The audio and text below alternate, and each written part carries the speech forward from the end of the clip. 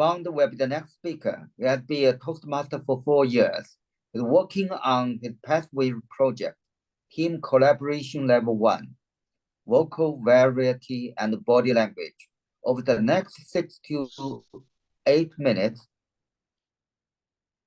he's going to share the story where he seeks help, but it turned out to be an unpleasant experience, and how he goes through the life challenges by turning lemons into lemonade.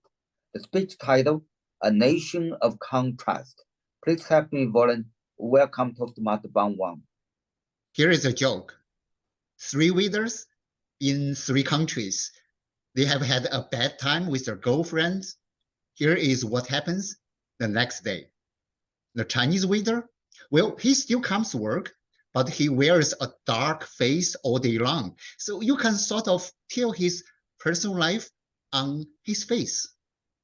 The Japanese waiter, he wears nothing but smiles on his face. You can tell nothing of his personal life through his service, which is always standard. Then it comes to the American waiter. Wow, all worries are gone. You know why? Because he never shows up at work.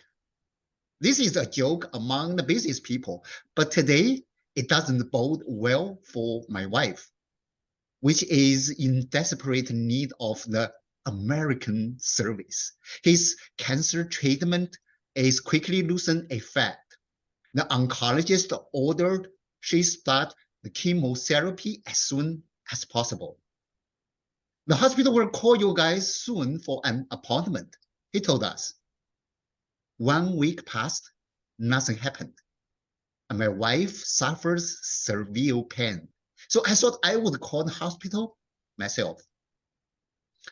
Well, calling the 800 service lines in America is a daunting task. I guess most Americans would agree with me. This time, no surprise. I was greeted by a crowd word puzzle where I had to juggle through the numbers 1 to 9. It says, if you want to do this, please dial that. I passed some puzzles, failed some, had to start over a couple of times at each interval. I would be put on hold and listen to the music and slogans that are charting like, your health is very important to us and we will answer you momentarily.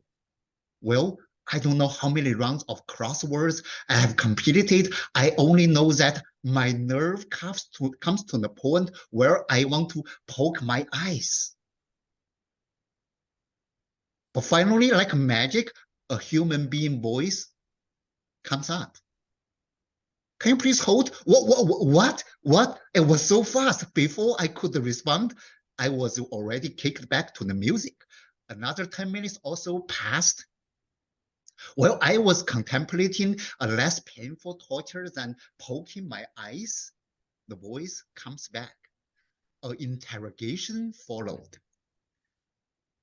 The patient's name, spelling, date of birth, number, home address, etc., etc. I start to feel that I am Ethan in a Mission Impossible, and I was trying to steal a nuclear bomb.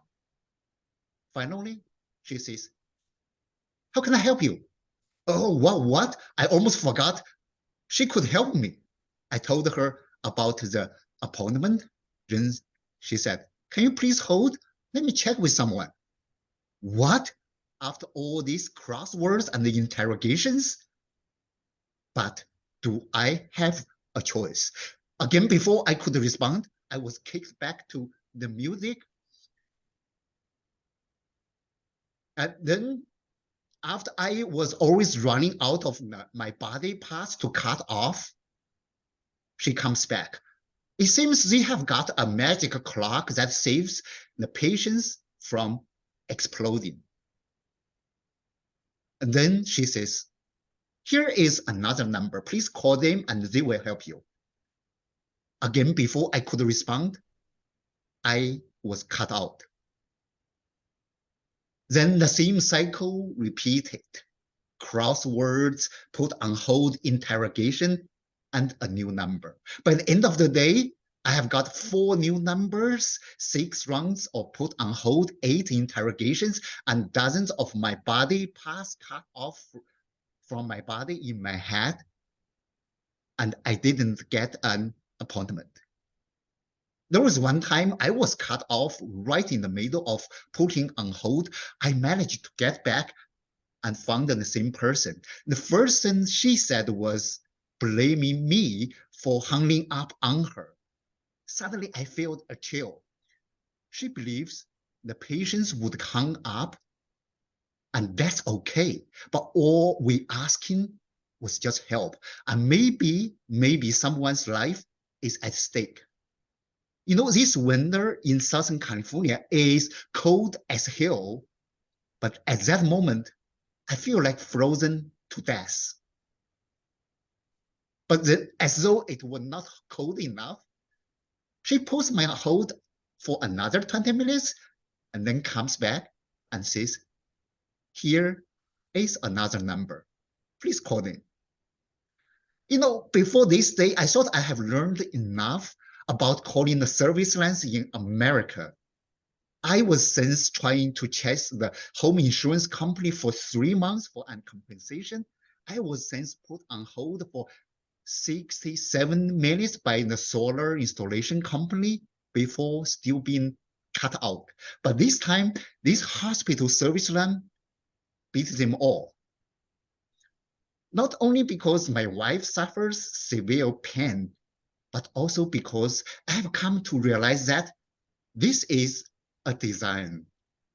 Well, in principle, all the service lines are supposed to help people, but there is a hidden tactic to wear down the patients and make them hang up and walk away. For those who finally got a human being voice, here is the last kick. Here is another number. Please call it. You know what? I come to realize a contrast, which shocks me even more. You know, I moved to this country 4 years ago. Since I moved here, the first thing that I fell in love with was the smiles on everyone's face wherever I went. I have made a lot of great friends. I and my family have been blessed by their immense kindness and help. But this all happens in the public places. Whenever I get on the service line, I get on the business, the cold voices and then the parcels often make me cringe. I can't help but wonder, what are these people who have designed this service line? Who are these people sitting on the other side of the line?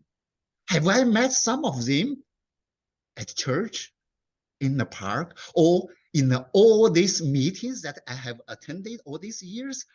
Are they actually the warm-hearted people and help people that surround us every day in our lives? Such a stark contrast. They see the divided opinion make America a great country. But what does this contract make for this country? Well, with my wife still suffering and myself still struggling to get an appointment, I am at a loss now. Mr. Toastmaster. Well, thank you very much, Bond. I'm sorry for that suffering. And it's wonderful. It's wonderful.